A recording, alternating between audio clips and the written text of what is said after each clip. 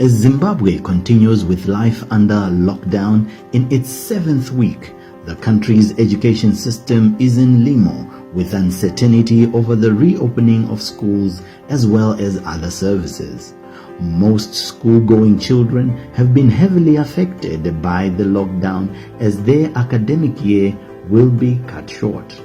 The government for a long time has been contemplating with the idea of online education, which in all earnest will not be benefiting everyone due to the high cost of data, which is beyond the pay grade of most parents who are earning less than $30 a month.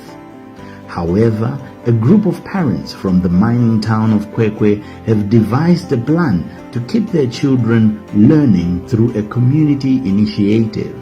While keeping their children educated through homeschooling, they are observing the World Health Organization and government's COVID-19 guidelines.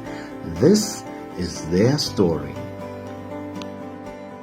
My name is Maureen Sikauke. I'm an organizational change management consultant, but with an applied chemistry background. I'm proud to call Kwekwe my home. The high density of Mbizo is my home that I've probably called so for the past couple of years. And I've been locked down at home for the past couple of weeks since the president declared a national lockdown. But the past couple of weeks have been very difficult, but in the difficulty came a new eye-opening experience. The way I viewed my community before has changed, and it opened me up to some realities that I sort of knew from a theoretical perspective, but never really got to experience. During the lockdown, I got to interact with my neighbors more. I got to experience firsthand how life is difficult for so many of us, and now I consider myself quite privileged, really. So as the lockdown was happening, what was happening is I've got children of my own, and what I then thought of is, if I'm homeschooling my children, what is happening with my neighbors? So one day when we were sweeping, I just struck a conversation with a neighbor and was asking about how they're coping, what their plans are with their children, are they teaching them, and it was quite touching to note that there were so many people who did not have textbooks, so many parents who do not have time, because in my neighborhood a lot of people are self-employed, they learn for a living, and they are main artisanal miners, makorokoza, as many of us know them. And then you discover that whilst I enjoyed the privilege to be behind my gate of educating my children, of downloading resources for my children to continue getting an education, not so many people in my 30 household street had that privilege. So because of the active citizen that I am, I started to think, what can we do? And this is something that me and my neighbors started to talk about for the next couple of days. And then an idea struck. We thought, what if we pull in our resources and school our children in a manner that is safe, but also helps them to not be left behind? Because so many of my WhatsApp friends that I could interact on Instagram were really continuing with their lives. And come the 5th, some of them were even made to wear their uniforms in the morning and act as if school is actually open. But it was not so for my neighborhood. So that's when the idea of collective community homeschool started. My name is Savonga Maria. I stay in Mbizo, Serbia, and I'm in Form 4. But for now, I'm doing Form 3 work because there are some of the stuff which I left in Form 3, which I didn't do, which we are doing now. So I'm going to talk about what is lockdown, what it affected our daily living and our daily education. As for me, I cannot say it affected my daily education because I wasn't going to school. Because at the same time, I was just staying at home. So I can say it helped me because now I'm staying at home. Because at that time, you could not find me at home. I could be somewhere else playing, doing some sort of stuff and things. No. So right now, it benefited me because right now you'll be able to learn some of the things which I didn't know, some of the things which I didn't know that I would be learning. So to me it's an advantage, but I don't know to those who were going to school because maybe they want to go back to school, but to me this is school. because you can even see here we are doing computers, we're doing every subject which a new student do at school. So this is a school, because some of the teachers here, they are very strict, like what the school teachers do. So to me, this is a normal school, and I love it here. My name is Rodwell Ndlovu. I'm a qualified mathematics secondary school teacher. Graduated from Tarrant Teachers College in 2018. There is a initiative that was started. I call it Mama Mo. The idea is looking at the current situation, the corona or the COVID situation. Kids are not getting an opportunity to go to school. So we decided to just meet up with parents, teachers. There are some teachers who are still students, but we started this. Get the kids to learn, keep them learning. The idea, this initiative is not for us to benefit, but for the kids. The idea is you find kids are constantly playing, roaming the streets, and because they're not learning, there are a lot of bad things that they can take up. Drugs, smoking, just because they're just idle, they're not doing anything. So the idea behind this initiative is just to get kids to learn. We don't know when schools are going to open, but because we've been given the opportunity to educate ourselves, so I'm also either not doing anything, but I have the little bit of knowledge, so I decided to say, let's impact that knowledge. This is Miriam Marela. Chirongwa chiri pano ndechekudzidzisa vana. In fact, takatendera Morini akauya nechirongwa chake chakanakisa chekuti vana vadzidze free of charge pano pamba. Saka akakumbira pekudzidzira tikamupa marumu maviri. Imwe rumu inodzidzira vana grade 3, imwe rumu inodzidzira vana grade 6. Ini ndakafarira chirongwa ichi pakataura pakauya nacho, nekuti ndinofarira kuti vana vaende kuchikoro. Ndinofarira kuti vana vaite something pazera ravo panguva yavo zvinoenderana nezera ravo. Saka takati vadzidzire vakasununguka pano panguva inoiyo inokutaura. Pane kuti vana vangoita noita vari murodhiyo, takaona kuti zviri nani kuti vapedze nguva yavo vachidzidza vari muno. Tikatozoona musure mazvo kuti vana vari kudzidza vari kufarira chirongwa ichi. Ndo zvimwe zvakanyanya kutifadza izvozvo. Vana vakafarira chirongwa ichi, ende pane improvement inoshamisa.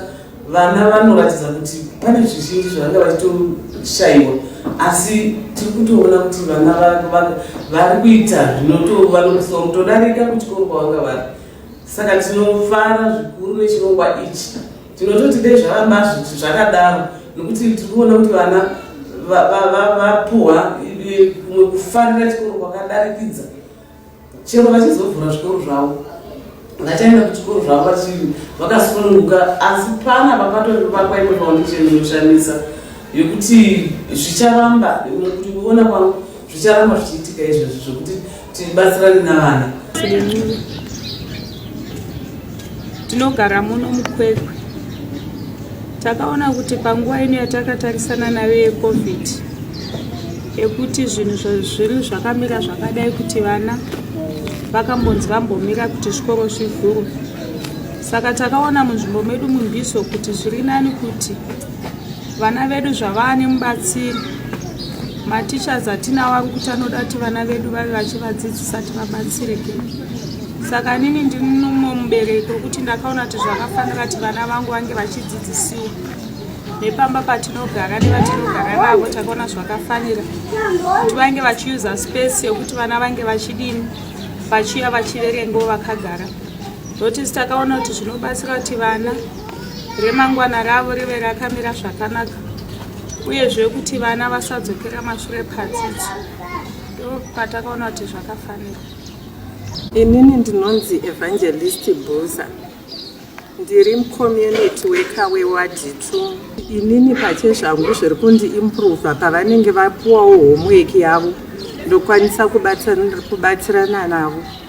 Plus panyaya social distance vakainzwisisa nokuti it's something chiri practical chavari kudzidziswa kuchikoro, magariro ekuparadzana kwavanoita nekushandisa zvimamaski zvekuti even vakazove vana vanobva panzvimbo iyoyo vachienda kune dzimwe nzvimbo panyaya yekunzwisisa kuti what is social distance zvatibatsira.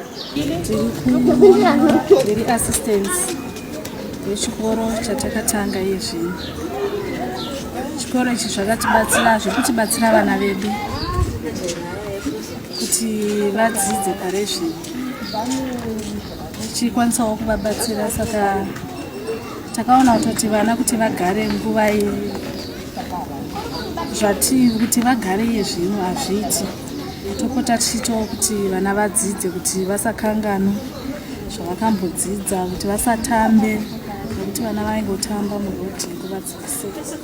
Saka taingobatsirawo kuti takaronga kuti tiite chikoro vana vakwanise kudzidza.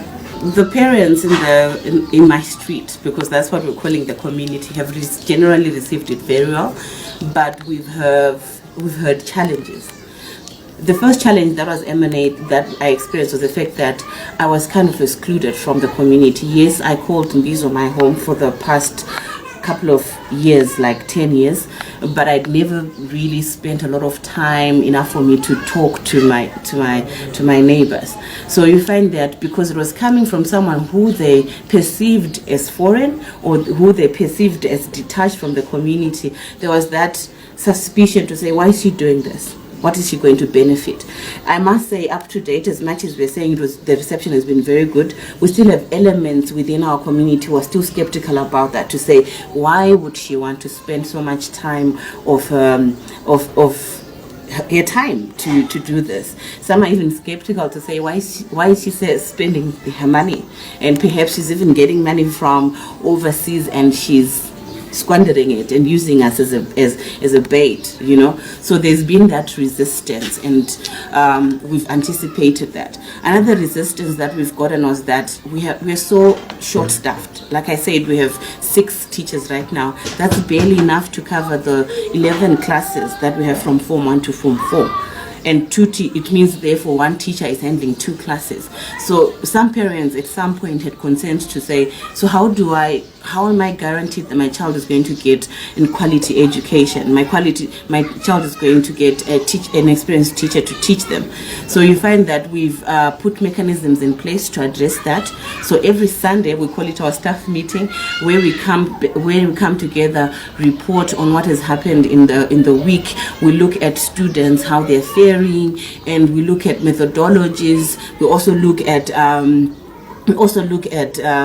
we plan on what topics they're going to be taught. So you find that we've created what we call a peer review mechanism, where a teacher in grade 4 or grade 5 gives the grade 1 and 2 feedback. He attends at some point 1 or 2 classes to just check if classes are being delivered appropriately in a manner that is in line with the curricula that the children will be going through.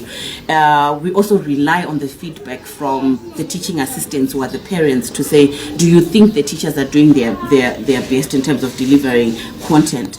And I oversee, being the administrator, I then do sport conversations with community members to say, do you see your child changing or coming in with homework? How do you see your children faring since we started? So you find that the response has been more than great. It's been heartwarming. So when it comes to the quality of education, we do have mechanisms that are in place. But some of the feedbacks that we've heard, beyond the, oh my God, you need to be blessed, you know, you guys need to be blessed, this is such a great initiative, has been of gratitude, to say, if this hadn't happened, our children would have been left behind, you know. And gratitude that we're also getting is that certain children had special needs, but because of the overstuffing and overpopulation of state or public education schools, they were not getting as much attention as we're getting. Remember, we have a teacher-child ratio the most is 1:8, but on average is 1:4. So most parents have been saying the child is coming back with reviews to say the teacher is giving her attention, and as such it changes their zeal, their eagerness to learn, you know. And we had some school dropouts in our street, and we've heard them come into the fold on the insistence of their parents, that is. But one of my greatest stories, that one dropout is the one who's now coordinating the Form 3 class and comes in at 9 o'clock to say school is starting, where are you? Saturday is not a school day, but that person is the one who comes and begs literally for a maths lesson. So the feedback has just been phenomenal, both from a student's perspective but from a parent's perspective. But it hasn't been devoid of challenges that you can just iron out by making sure that you're transparent in your communication, making sure that you constantly bring them in the loop so that they feel like the initiative is theirs, because it is theirs. It is by the community for the community after all.